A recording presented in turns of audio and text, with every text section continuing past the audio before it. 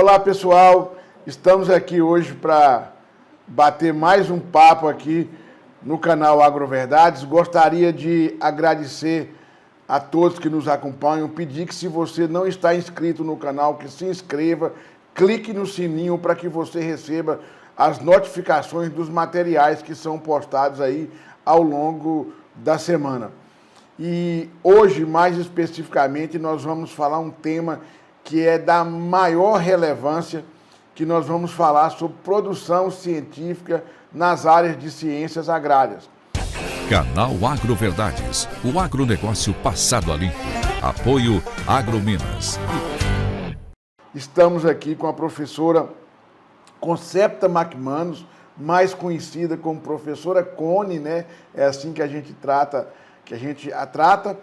E ela é professora da UNB, é uma pesquisadora das mais conceituadas na área de melhoramento, estudo de raças e etc., pesquisadora 1A do CNPq, e que tem, ao longo da sua carreira, deu e ainda dá uma contribuição imensa para essa área de genética, de melhoramento genético para os rebanhos no Brasil. Mas a professora Cone, além dessa contribuição de um valor inestimável, a professora Cone, ela é uma pessoa que analisa e estuda muito a questão da produção científica no Brasil, de onde que ela vem, como que ela está em relação ao mundo, né? E por isso que nós trouxemos a professora Cone aqui para poder falar um pouco para a gente como que anda, né, a pesquisa científica no Brasil.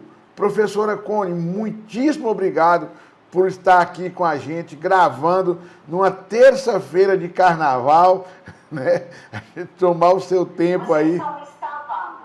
Eu vou ter que ir lá dançar na rua. Eu também, professora. Mas então, vamos lá. E eu gostaria, né, professora, de agradecer e já fazer uma primeira pergunta para você. Como que está o Brasil, por exemplo? Ele é líder no agronegócio, principalmente em algumas commodities agrícolas, como carne bovina, frango. Ele está no topo aí em termos de produção, soja, milho. Mas a pesquisa científica, como que o Brasil se situa em relação ao restante do mundo? Tá. Então, em termos de pesquisa científica, se a gente olha a produção de pesquisa no Brasil, você tem que lembrar uma coisa: 95% da pesquisa feita no Brasil é feita dentro de universidades públicas, certo? Então, quando a gente está falando sobre pesquisa no Brasil, a gente está falando sobre, normalmente, o que está sendo produzido dentro das universidades. Nesse sentido, quando a gente olha pesquisa na área das ciências agrárias, 16, 17% de toda a pesquisa produzida no Brasil é nessas áreas. O normal para o mundo é em torno de 7%. Portanto, a pesquisa no Brasil, nessa área, é muito mais importante nas ciências agrárias do que outras áreas do mundo. E isso está, obviamente, refletido pela produtividade, pelas mudanças que estão acontecendo dentro de nossos sistemas de produção. Uma outra coisa que a gente deve apontar também é que essas universidades públicas que a gente está falando, ou instituições públicas também, como, por exemplo, os institutos federais de ciência e tecnologia, eles estão em todos os estados. E quase todos eles têm as ciências agrárias, por exemplo, ou agronomia, ou técnico agrícola, ou essas áreas dentro da sua grade curricular. E isso significa que essas instituições também estão produzindo mão de obra local para soluções de problemas que estão acontecendo naquelas áreas. Então, você pode pensar, por exemplo, que lá na região norte, ou regiões nordeste, a seca, a questão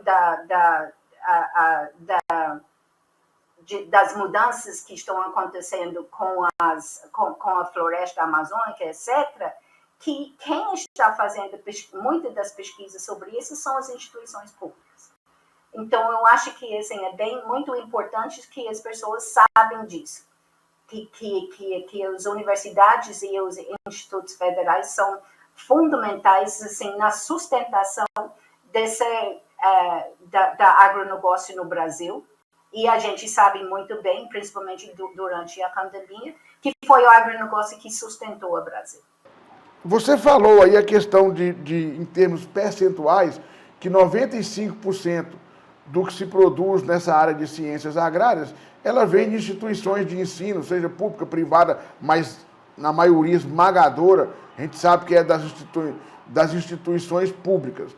Mas, ao mesmo tempo, a gente vê que o setor produtivo, ele não enxerga esse protagonismo das universidades na geração de conhecimento. Quando fala quem transformou, quem permitiu que o Brasil fizesse a diferença no agro, sempre é colocado isso na conta dos trabalhos da Embrapa. E a gente precisa de deixar muito claro que aqui ninguém está querendo rivalizar com a Embrapa, porque são instituições parceiras e que a gente precisa muito dela, que o papel que ela faz é essencial. Certamente o agronegócio não seria tão grande também sem a Embrapa. Mas, assim, a gente vê que o que às vezes me preocupa é que as pessoas, se falar que as universidades vão se acabar amanhã, pouca gente vai lembrar que isso aí vai ser ruim para o agronegócio a curto, médio e longo prazo. Como que a senhora vê hoje o impacto que essa produção da universidade traz para o agronegócio brasileiro? Eu também concordo, assim, a gente não pode negar, é importante que a Embrapa, na realidade, eu vou falar que talvez no passado ele teve mais importância que tem hoje em dia. Se você olha, tem áreas que só a Embrapa pode fazer. Por exemplo, na questão da quarentena, na questão o banco de germoplasma, etc., eles têm uma estrutura ímpar e uma representatividade que eu acho que só eles que podem fazer. Mas quando a gente olha outras áreas, como, por exemplo, biotecnologia, assim, eu fico preocupado quando eu vejo naquele documento deles que fala sobre o impacto social, um real investido na Embrapa vale R$34. Você olha, assim, eles colocam transferência do gene borulo dentro de ovinos. Esse é um trabalho do CSIRO da Austrália, não é um trabalho da Embrapa. Tem também a questão de outras tecnologias que ou são pouco impacto, eles têm lá, se você olha, 4 hectares, 10 pessoas, 5 fazendas, assim, a gente está investindo muito, eu acho, e com pouco retorno. Também a gente tem que lembrar que, por exemplo, você tem a Embrapa, mas quem está fazendo muitas vezes o trabalho dentro dos laboratórios da Embrapa são os alunos de pós-graduação.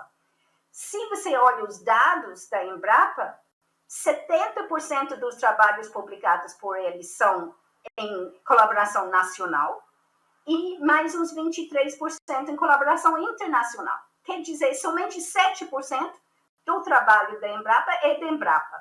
E assim, a outra coisa é que, se você olha os outros dados, assim, a Embrapa é responsável por 5% da produção científica na área das ciências agrárias no Brasil. Os 3 paulistas, os três paulistas, que é a USP, a Unesp e a Unicamp, estão responsáveis para 20%. Quer dizer, assim, 400% a mais por três universidades paulistas de que a Embrapa. Quando você olha o impacto, que é impacto medido por olhando a área de conhecimento, etc., a Unicamp, por exemplo, tem o dobro do impacto que a Embrapa. Então, o que acontece são, na realidade, duas coisas. As universidades são muito ruins em fazer publicidade, certo? A gente, porque normalmente os centros de Embrapa, eles têm um sistema de jornalismo, de publicação, que são naquela área de conhecimento. As universidades não têm isso. As universidades têm todas as áreas de conhecimento e muitas vezes eles esquecem da área da agricultura e não fazem uma chamatiz para o que é que está sendo feito. E nós somos muito ruins, eu acho, que nós, professores universitários, em falar assim, claramente o que é que nós estamos fazendo e qual é o impacto disso. Porque o impacto, ele não é só em termos de publicação de um artigo. Ele é também na questão de formação de recursos humanos, na criação de cultivares,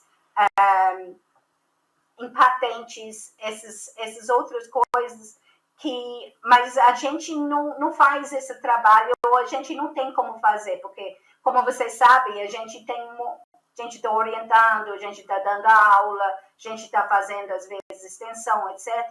E a gente esquece de afirmar o nosso próprio trabalho frente à questão política e uma questão junto com os próprios fazendeiros dentro do sistema agropecuário. Professora, eu vou relatar aqui um fato. Uma vez saiu uma reportagem na Veja sobre quem era responsável pelo agronegócio no Brasil, que tinha transformado. E aí colocou a Embrapa, conseguiu, aí contou toda a história da Embrapa e tal.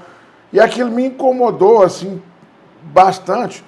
Na época, era a professora que era presidente da Andifes, era a professora Ana Gazola, né, que depois foi a... E aí eu fiz uma carta para ela, expondo, colocando alguns dados, assim, bem... Eu não tinha o levantamento que você tem, né, dos dados, mas eu mostrei para ela alguma relação, mostrando que a UFMG, por exemplo, tinha mais bolsistas de produtividade do que todos os pesquisadores da área de produção animal em Embrapa. E mandei esse documento. Isso sequer tive uma resposta. Aí o nosso reitor aqui na época foi presidente da Andifes. Eu peguei a mesma carta com os mesmos dados em seguida, mandei para ele. Não foi para frente. Depois mandei de novo para um outro presidente da Andifes. A pergunta que eu faço e que eu tenho, que é uma impressão que eu tenho, é que dentro da universidade, eu fico pensando, a universidade não tem vergonha, um pouco, de ter ajudado o agro? Porque dentro das universidades, nas áreas onde as pessoas não sabem o que é o agronegócio, internamente ele é tão mal visto que eu acho que a universidade não acha importante que ela seja protagonista disso aí. Eu acho que também tem um pouco disso dentro da universidade. Eu não vejo com muita boa vontade a universidade, das universidades, levantar a bandeira e dizer o seguinte: o agro é assim porque nós o fizemos, nós colaboramos para isso. Qual a sua opinião? E, assim, eu volto a dizer que às vezes, realmente, o problema é nosso. O problema é nosso para não chegar para nossos reitores e fala assim, olha só, olha esse aqui. olha o que nós estamos fazendo, olha o impacto que nós temos, olha quem está fazendo somos nós, não é A, B, C e D que vocês estão achando. Assim, se você for para a bancada rural do Congresso, eles vão dizer que é Embrapa, porque a propaganda da Embrapa é excelente. Eu acho que eu não sei se eles não dão importância para que a gente está fazendo, ou se eles não sabem o que a gente está fazendo, porque muitos deles são de áreas ou muito, assim, pensando no Unibel, o atual é da área de geologia, o anterior era da área de direito, assim. Então, às vezes eles não sabem o que a gente faz. Às vezes eles não sabem a importância, só sabem a importância daquilo, por exemplo, na hora que tem uma coisa de febre aftosa, e quem vai lá e faz as análises dentro dos seus laboratórios são as universidades. Eu acho que você tem que também estar ciente da qualidade das instalações e da qualidade dos laboratórios que nós temos. Durante a pandemia do Covid, o que aconteceu? Os laboratórios que estão sendo usados para pesquisa agronômicas foram cedidos para pesquisas em outras áreas de saúde humana. Nós temos geladeiras de menos 80, nós temos centrífugos, nós temos capelas, nós temos toda essa infraestrutura foi utilizada também para outra área. E somente as universidades públicas têm essa capacidade, essa adaptabilidade de fazer essa mudança rápido de uma área para outra para poder enfrentar essa coisa que era uma pandemia pública, de saúde pública. Nós também, se você pensa no futuro da ciência, a gente não fala mais em saúde humana, saúde animal, saúde das plantas, a gente fala em saúde única. Então, assim, onde isso vai ser feito também é nas universidades públicas, que têm essa adaptabilidade e que podem pesquisar em várias áreas. E as universidades, eles são chamadas universidades. Quer dizer, o lugar único, onde tem variabilidade, que podem atender a questão de problemas que não são resolvidos por uma única área de conhecimento. Se você olha também a questão dos ODS, dos Objetivos de Desenvolvimento Sustentável do ONU, certo? O Brasil, portanto, as universidades públicas estão 3 vezes mais ativas na questão da ODS 15, que é vida na Terra. Eles estão 2 vezes mais ativos na questão de fome zero, e eles estão 1,5 vezes mais ativos na área de água limpa e sanidade, e consumo responsável e produção. Quer dizer, se o Brasil está atendendo as metas e contribuindo para a realização das metas dos Objetivos de Desenvolvimento Sustentável, que são objetivos abrangentes, não são dentro de uma área de conhecimento, quem está fazendo isso nessas áreas são as universidades públicas. Então, eu acho que assim, é importante reconhecer essa contribuição. Como que a gente faz isso? Eu acho que só a gente se juntando e fazendo o que você está fazendo hoje e que a gente faz é produzindo essas informações. A outra coisa que você precisa saber é que o conhecimento que é produzido por nós também está sendo utilizado por outros países na criação de políticas públicas. Então, por exemplo, a Organização de Alimento e Agricultura das Nações Unidas, a Organização Mundial de Saúde, a Comunidade Europeia, usa o que a gente produz nas áreas tropicais para formular políticas públicas mundiais. Então, esse reconhecimento, nós somente recentemente a gente tem essa informação e pode mostrar essa informação sobre a importância que as universidades públicas brasileiras estão fazendo. Então, eu acho que é isso. O que nós precisamos, talvez, agora fazer é se juntar e produzir essa informação para os nossos reitores, assim, mas também para no Congresso, no Senado, para quem faz política pública e fala, nós estamos produzindo essa informação, isso está saindo das universidades, e você tem que reconhecer que isso é importante dentro de que está sendo produzido sobre a agricultura no Brasil e sobre as outras áreas, a alimentação, sobre a saúde única, etc., que nós estamos realmente produzindo muito e nós temos muito mais ouvido no exterior do que no Brasil. É muito engraçado, né? Que o governo do Brasil é o 7º utilizador de informações produzida por nós na área de agricultura. Professora, eu queria que a senhora, esse dado aí, como é que é? O Brasil é o 7º? O Brasil produz, não, o governo do Brasil é somente o 7º utilizador de informações produzidas por nós. Tem muita outra, por exemplo, outras instituições usam muito mais a informação. Por exemplo, o governo de Canadá usa quase a mesma quantidade de informações que o governo do Brasil usa.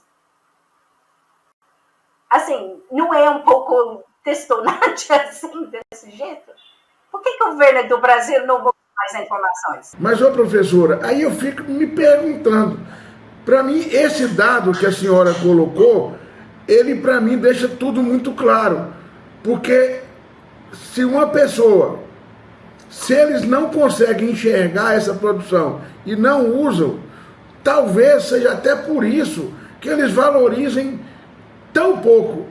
E talvez seja por isso que a gente tem visto, né, uma procura tão grande de profissionais brasileiros hoje nas instituições de outros países, né? A gente tem visto, eu gravei uma live aqui só com professores que foram embora, estão nos Estados Unidos, no Canadá, tem na Europa tem alguns, aí eu fico na Austrália, tem bastante, aí eu fico pensando, né, se na verdade isso aí não é uma como é que fala? O pessoal valoriza um pouco, né? Porque usa um pouco, né? Isso para mim é um dado assustador, né? A culpa é de ambos os lados. Eles não procuram, mas a gente não oferece, entendeu? De uma forma que eles entendem. Eu acho que é isso. A gente é muito bom fazer pesquisa, mas pouco, talvez, a gente faz pouco essa questão de mostrar o que a pesquisa tem impacto. Mas aí eu vou falar, você sabe da piada dos 30%. Você já ouviu essa piada? A piada de 30% da universidade pública. 30% dos professores faz pesquisa, 30% dão aula, 30% faz administração e 30% faz extensão. Aí você fala, não, mas isso é 120%. Aí você fala, não, é 30%. Então, aquela coisa que você sabe, quem faz, quem se dedica, etc., tem muita demanda em cima deles. Então, quando você coloca essa questão de fazer mais extensão, etc., para o público em geral, é um peso a mais que eles têm para fazer.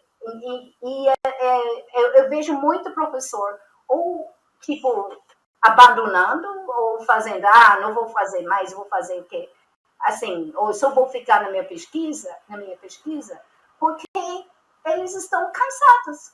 Eles não acham apoio nas universidades, eles são vistos como problema, porque eles fazem demanda em cima de área para laboratório, tem que manter rebanho na fazenda, precisa de cuidadores dos animais, precisa de alimento na seca, precisa projeto de pesquisa, tem a fundação de apoio. Então, tudo isso, assim, a gente tinha um reitor de nossa universidade que falou que o pesquisador era um problema, que para ele não teria pesquisador. Simples assim. Infelizmente. Então, assim, mas okay.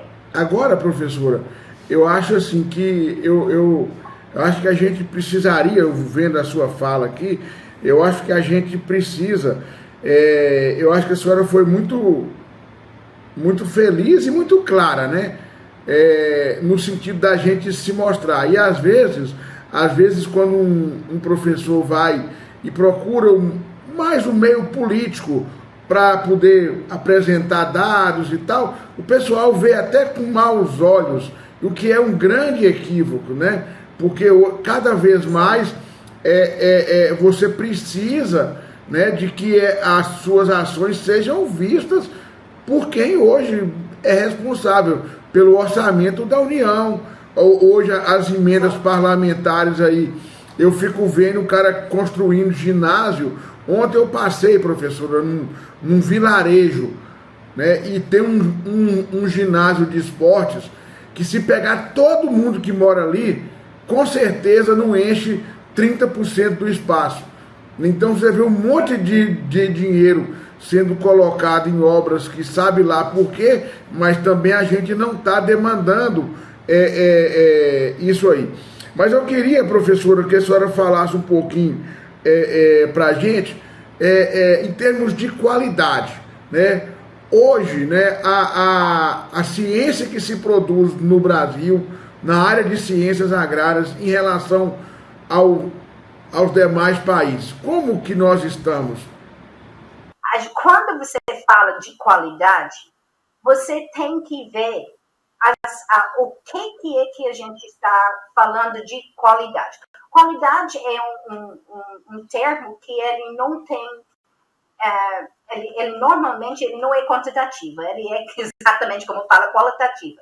Portanto, é aberta a interpretações. A questão de qualidade, então, a gente tem que ver a qualidade em termos do impacto. O que ele tem? O que ele tem de impacto? Se a gente vê aonde nós estamos situados, em região tropical, nós temos, na realidade, uma vantagem. Nós temos uma vantagem por quê? Porque nós já vivemos situações que as regiões temperadas vão começar ou se não já estão, vão começar a ter experiências a partir de agora. Se você vê, por exemplo, o avanço da língua azul na Europa, ele está indo cada vez mais para norte. Assim, a questão da febre aftosa, a questão de doenças a partir de vetores, a questão da seca, a questão dos vírus a partir de desmatamento, a questão de como intensificar em regiões de baixa qualidade de solo, a questão de formação de pastagens nessas regiões e criação de valor para principalmente pequenos produtores. Assim, os grandes produtores eu acho que se cuidam, mas os pequenos produtores eu acho que nós estamos cuidando. Nesses termos, as universidades são fundamentais. Se não fosse para essas universidades, por exemplo, eu vou te dar um exemplo. A questão de fixação de nitrogênio, certo? Você sabe quem foi quem levou isso para frente no Brasil? Não foi com a Universidade Federal do Rio Grande do Sul, com Jardim Freire, nos anos 50, certo? Mas se você pergunta para outras pessoas, eles vão dizer que foi o Joana do Oberreiner na Embrapa, né? Assim, então... Não, mas a Joana do Oberreiner, ela trabalhou com cana-de-açúcar. Não foi com soja. Hoje a Embrapa tem um grupo muito forte nessa área, que liderada para a Maria Angélica Hungria. Mas tem muitos outros grupos também trabalhando nessa área no Brasil, dentro das universidades, que também estão contribuindo para o conhecimento nessa área. Então, se você pensa também a questão de produção em áreas de risco, como, por exemplo, a seca. Olha só, todo o trabalho feitos pelas universidades de Pernambuco, os dois federais de Bahia, a Universidade Federal da Bahia, Sul da Bahia. Se você vê a questão do Rio Grande do Norte, Ceará, e até vocês também em Tocantins, assim, precisa fortalecer mais esses grupos de pesquisa que estão fazendo trabalhos onde mais ninguém está fazendo. Então, eu acho que essa também é importante. A capilaridade que as universidades e institutos federais têm, que as outras instituições não têm, é fundamental, principalmente para os pequenos produtores. Porque onde é que eles vão correr para informações técnicas? Eles vão correr para as universidades. Então, eu acho que essa colocação, nós temos que estar bem ciente. Se a gente olha a contribuição das universidades públicas para as cultivares protegidas, assim, principalmente você pensa que esses são os produtos de pequeno produtor, 70% dos cultivares de aveia são das universidades públicas, 35% do café é da universidade pública, feijão, 13%, goiaba, 100%, maracujá, 88%, pimentão, 100%, 68% da cana-de-açúcar no Brasil são das universidades. E esses ninguém sabe disso. Que tem esse impacto que é fora de produção de artigo científico, fora da questão de formação, entendeu? E essa que nós não fazemos a propaganda nossa sobre essa produtividade, tá? Então, assim, que as universidades, eu acho que talvez são muito mais importantes para os pequenos produtores do que para os grandes produtores. E muito mais importantes em termos regionais, de que, assim, tirando as paulistas e as grandes universidades federais, talvez as universidades menores que estão distribuídas pelo país tenham um impacto muito mais importante regional e para a manutenção do homem no campo.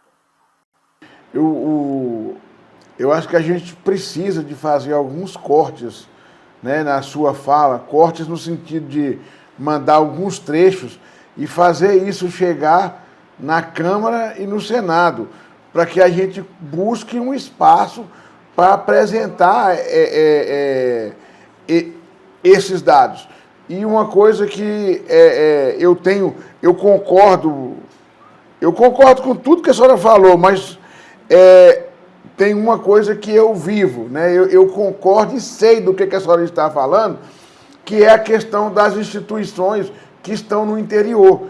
Então, por exemplo, tem pesquisas que nós fazemos aqui no Tocantins, que elas só podem ser feitas aqui nessa região, porque nós estamos numa região chamada de ecotonal, porque ela está a transição do Cerrado para a Amazônia, solos 50% dessa região norte do estado aqui são solos arenosos que não tem ninguém pesquisando, né? 25% do estado está nessa condição, e as universidades federais do Tocantins e do norte do Tocantins, mais os institutos federais, os vários campi que tem aqui, que estão desenvolvendo essas pesquisas. Então não tem similar, né? no país onde você possa buscar essa informação.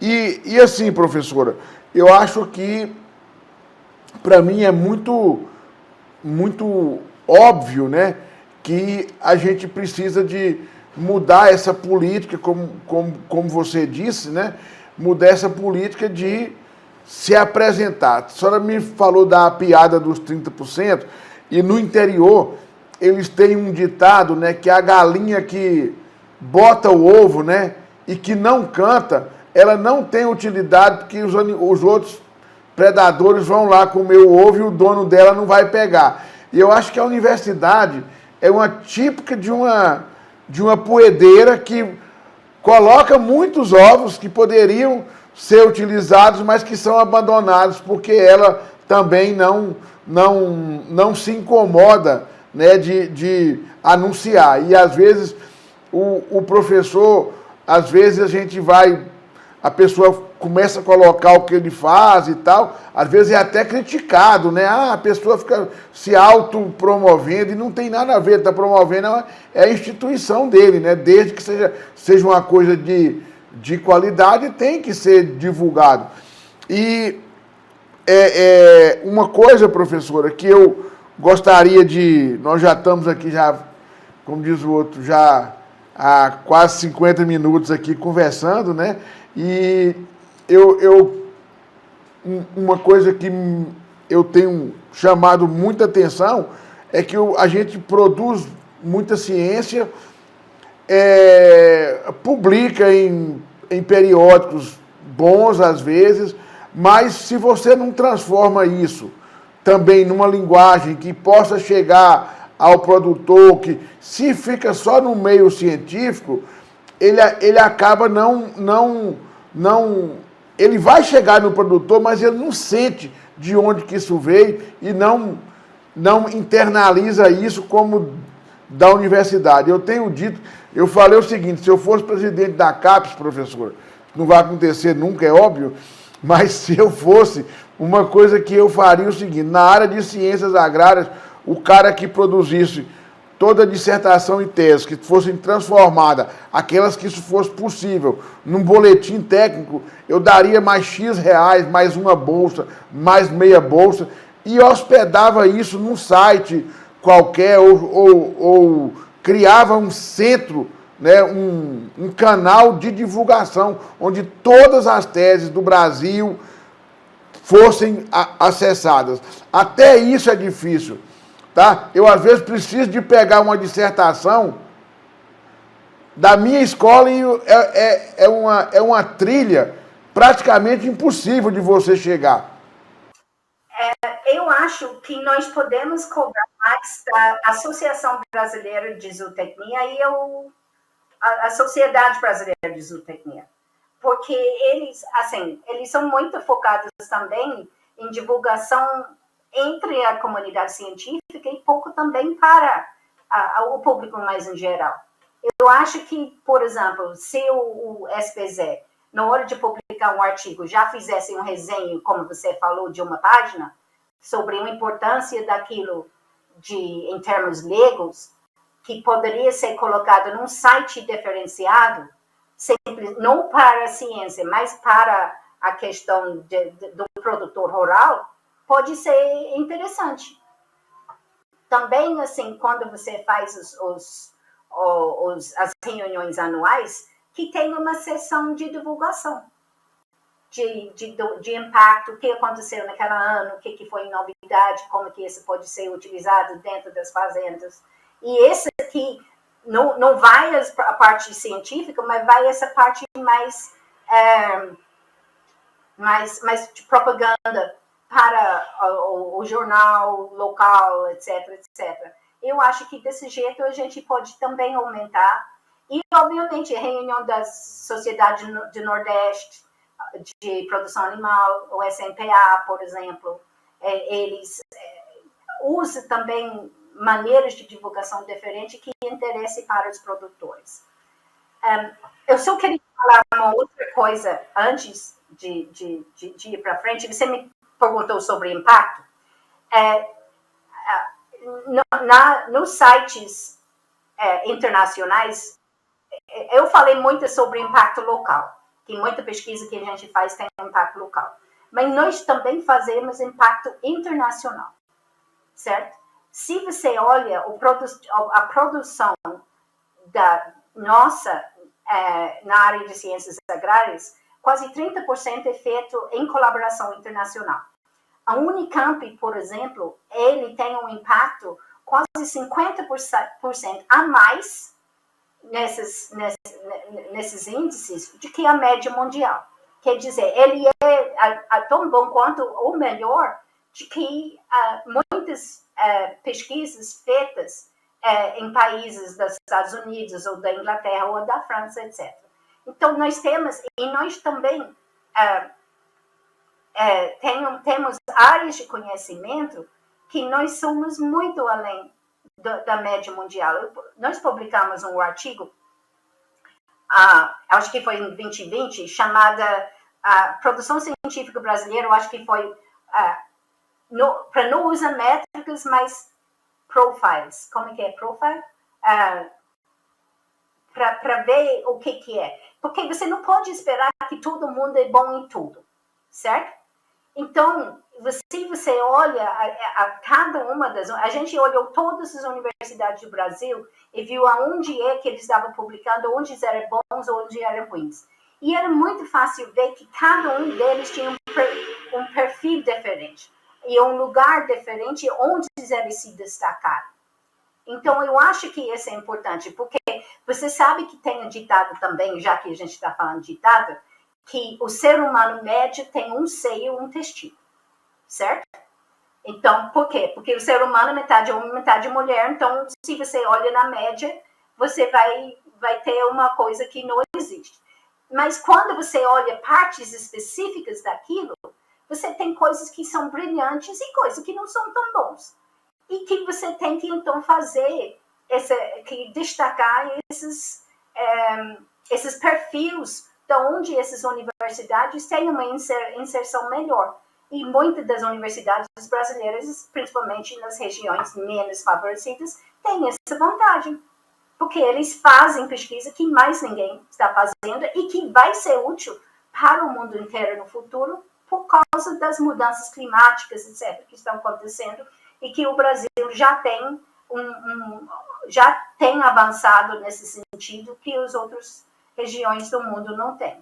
Professora, então assim, eu acho que a gente, quando a gente vendo aqui tudo que foi dito aqui até agora, né, eu acho que, pelo menos para mim aqui, eu acho que para quem está assistindo o vídeo também fica muito claro, né, que primeiro, né, o Brasil não é o que ele é no agronegócio apenas porque tem um clima favorável, em que aquela velha história onde se plantando tudo dá, né, que na verdade em se pesquisando tudo se consegue, né? Na verdade essa que deveria ser o nosso lema.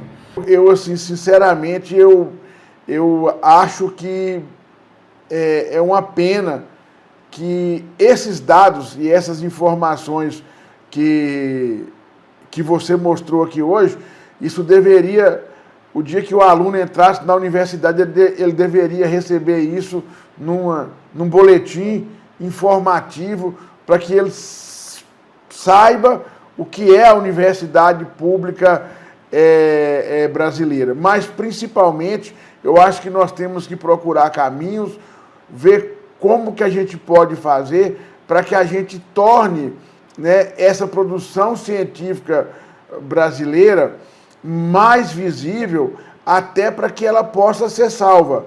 Porque hoje, se uma pessoa falar que vai acabar com a pesquisa nas universidades, eu acho que não vai dar, não vai ter uma movimentação, né, significativa da sociedade, porque, infelizmente, eu não digo nem na sociedade, não. Eu acho que dentro das universidades a gente não tem noção da importância, né, que a pesquisa nas ciências agrárias tem, né, para esse país.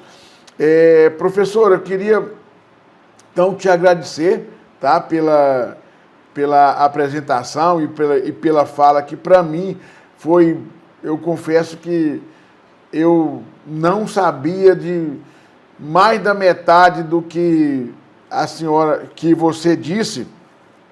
Para mim, eu não tinha essa consciência, e olhe que algumas coisas eu peguei que você me mandou alguns dias atrás. Tá? Então, agradecer pela sua fala aqui, mas principalmente, professora, eu como brasileiro e você uma irlandesa, mas também brasileira, agradecer que, olha, é muito bom a gente ter uma brasileira como a senhora, que se preocupa com esse país, mas não é menos do que nenhum brasileiro. Muito obrigado por tudo, tá? Pela sua contribuição, e dizer que o canal está aqui sempre aberto para que, sempre que a senhora quiser mandar uma mensagem dessa, é só nos chamar que nós teremos o imenso prazer de te ouvir. Muito obrigada. Eu que agradeço o convite. Foi um prazer falar com vocês. Como falei, conheço o José Neumann há mais que 20 anos, quando eu ainda era um bebezinho fazendo... Eu não vou dizer porque eu estava me fazendo de velha, né? Mas aluna de pós-graduação, né? Mas agradeço muito. Assim, realmente, assim, eu sou irlandesa, mas também tem parte do meu coração que é brasileiro. Então, essa é a única coisa, que eu falo português sem sotaque e sem errar a concordância. Se vocês estão ouvindo outro jeito, o problema não é meu. Então, mas muito obrigada, estou à total disposição de vocês quando precisar de mim. Bom, pessoal, então esse foi mais um Agroverdades, passando o agronegócio do Brasil a limpo. Canal Agroverdades, o agronegócio passado a limpo. Apoio Agrominas.